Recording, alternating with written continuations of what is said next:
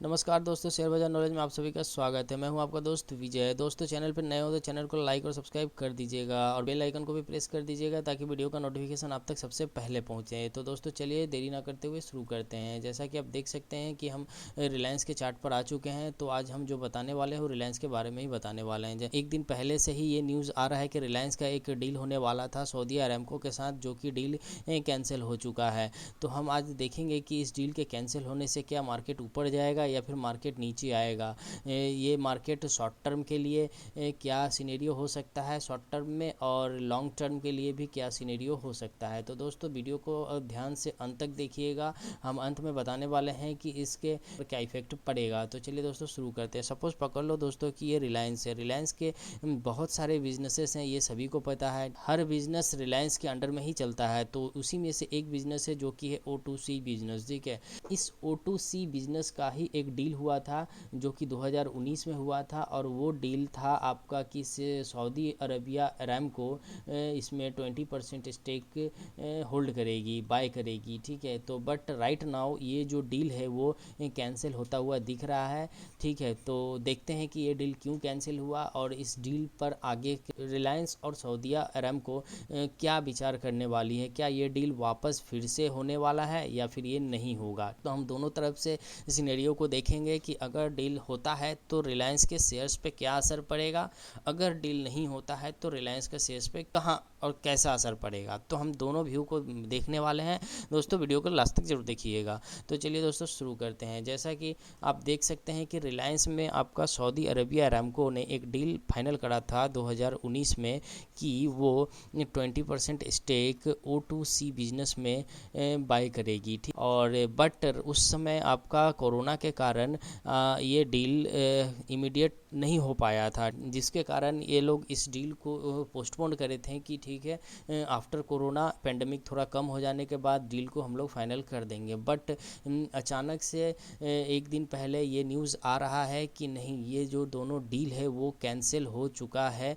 इनके बीच में वे चाहते हैं रिलायंस और रिल और आपका अरामको दोनों इस डील पर वापस फिर से एक बार विचार करना चाहते हैं। तो दोस्तों मान लो कि अगर ये इस डील पे फिर से विचार करना अगर चाहते हैं तो क्या ये डील सच में हो जाएगा। ऐसा तो नहीं है कि हाँ एक बार डील किया गया कि हाँ आपको हम 20% खरीदेंगे, बट राइट नाउ ये कैंसिल हो गया और फिर से ये लोग विचार कर रहे हैं। तो ऐसा तो गारंटी नहीं है कि ये डील फिर से वापस हो ही जाए। तो चलिए दोस्तों देखते हैं कि ये डील क्या था, और उसके बाद फिर हम ब्लैंक पेज पे आपको क्लियरली बताएंगे कि इस डील के ना होने से क्या पूरा रिलायंस इंडस्ट्री, जो कि बहुत सारे बिजनेसेस जो एक रिलायंस के अंदर चल रहे हैं, क्या सब पे इसका असर पड़ेगा या फिर नहीं पड़ेगा। तो चलिए दोस्तों हम सीधा डील के न्यूज़ के सेक्शन में चलते हैं और देखते हैं कि ये डील क्या था। जैसा कि आप देख सकते हैं कि हम न्यूज़ के सेक्शन में आ चुके हैं, और आप यहाँ देखिए कि न्यू दिल्ली की तरफ से न्यू दिल्ली यहाँ लिखा हुआ है, और उसके बाद आप देख सकते हैं कि रिलायंस इंडस्ट्री लिमिटेड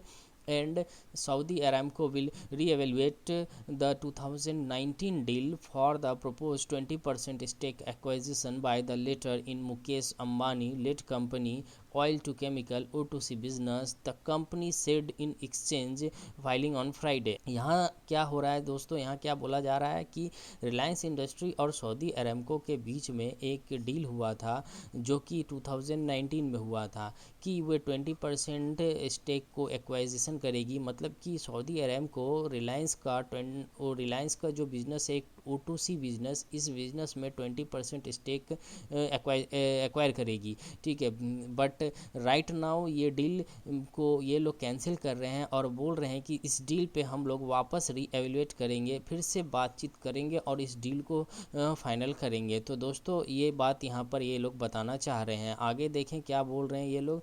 तो due to evolving nature of Reliance business portfolio, Reliance and Saudi Aramco have mutually determined. ये बोल रहे हैं कि रिलायंस और सऊदी अरामको जिसके बीच ये 20% का डील हुआ था कि वह स्टेक एक्वाइजिशन करेंगी, बट राइट नाउ वो दोनों म्यूचुअली अपने आपस सहमति से वे लोग ये बता रहे हैं कि इस डील पर हम लोग अभी कोई भी फैसला नहीं ले रहे हैं। हम लोग इस डील को रीएवेल्युएट करेंगे और उसके बाद हम लोग फिर इस डील पर विचार करेंगे। समझ रहे दोस्तों। आगे अगर देखें तो आगे ये क्या बता रहे हैं, consequently the current application with NCLT for segregating the OTC business from RIL is being withdrawn, the company said in the statement. और ये लोग क्या किए हैं कि ये जो डील जब फाइनल हुआ था तो ये NCLT में भी ऑलरेडी ये इन्फॉर्म कर चुके थे कि हाँ हम लोगों का ये डील होने वाला है, बट राइट नाउ जो कि ये डील कैंसिल कर रहे हैं, इसलिए रिलायंस ने NCLT से अपने जो लेटर को डिपॉजिट करा था, सबमिट करा था 2019 में, उसको वो यहाँ से विड्रॉल कर ले रहे हैं। तो मतलब कि ये डील 100% कैंसिल हो चुकी है।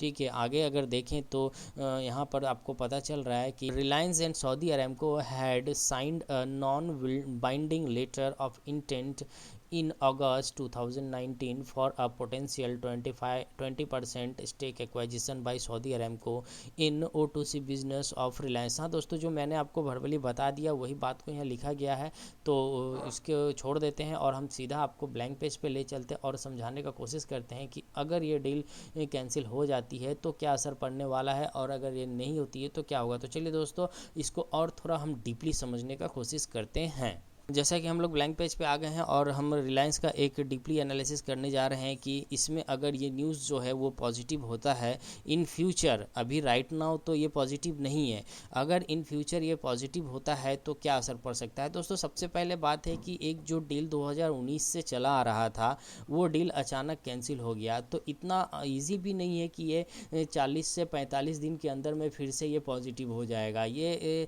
एक डील को फाइनल करना और उसको फिर से एक मूर्त रूप देना समय लगता, तो ये 40 से 45 दिन में हो जाएगा ऐसा कुछ नहीं है। अगर कंपनी या फिर कोई भी बोलता है कि नहीं हाँ ये डील को हम रीएवेलुएट कर रहे हैं और हम इमीडिएट इसको लाके हम वापस रख देंगे कि हाँ ये डील पॉजिटिव हो गया, बट दोस्तों ये जो मार्केट है ना, मार्केट बहुत ही क्विक रिएक्शन देती है। ठीक है, जैसे ही इसका न्यूज़ आएगा मार्केट का क्विक रिएक्शन चालू हो जाएगा, वे अपना क्विक रिएक्शन देने लगेंगी।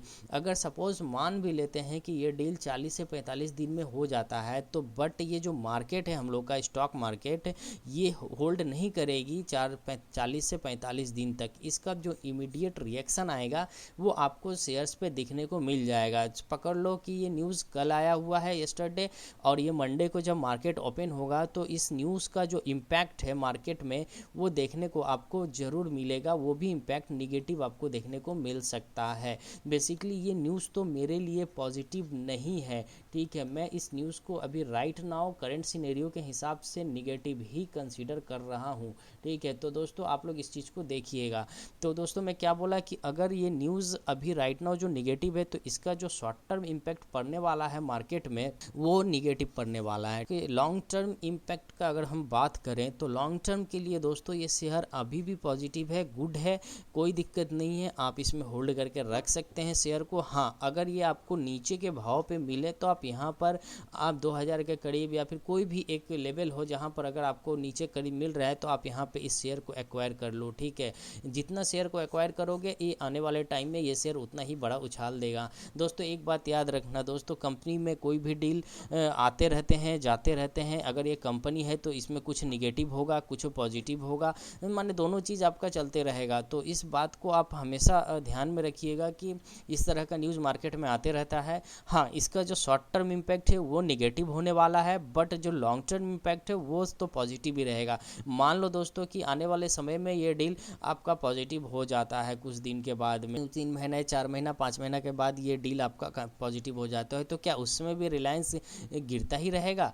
नहीं दोस्तों, ये रिलायंस उस समय उठेगा और उसके पहले से ही उठना शुरू हो जाएगा। अगर इसमें कुछ पॉजिटिविटी दिखने लगा तो रिलायंस उठना शुरू हो जाएगा। इसलिए दोस्तों लॉन्ग टर्म में ये स्टॉक आपका पॉजिटिव है, और शॉर्ट टर्म के लिए अगर देखें तो ये स्टॉक अभी राइट नाउ हो सकता है कुछ दिन के लिए निगेटिव रहे। तो दोस्तों न्यूज़ तो निगेटिव है बट लॉन्ग टर्म के लिए नहीं। ठीक है, क्योंकि रिलायंस का सिर्फ एक O2C बिजनेस ही नहीं है, रिलायंस के बहुत सारे बिजनेस है जो कि रिलायंस के अंडर में चल रहे हैं और इनका जो रिजल्ट है वो बहुत ही शानदार हो चुका है। ठीक है, और ये परफॉर्मेंस भी अच्छा कर रही है। तो दोस्तों इसमें घबराने की कोई बात नहीं है। अगर आप होल्डिंग के पर्पज़ से यहाँ पर हैं तो आप यहाँ पर बने रहें। ठीक है, अगर आप शॉर्ट टर्म ट्रेडर है तो आप मंडे को ट्रेड करिए, करके आप आप वहाँ से अपना प्रॉफिट बुक करिए, निकलिए। हाँ, एक बात ध्यान रखिएगा कि हो सकता है इस वीक इस स्टॉक्स में थोड़ा आपको प्रॉफिट बुकिंग देखने को मिले, तो दोस्तों डरने का नहीं है। हाँ, न्यूज़ निगेटिव है, आप थोड़ा शेयर पे नज़र रखिए, और लॉन्ग टर्म के लिए है तो आप रखिए, वरना आप इसमें